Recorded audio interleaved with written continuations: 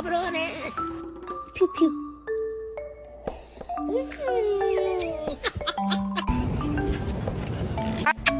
Isso aqui é só encontro onde eu moro.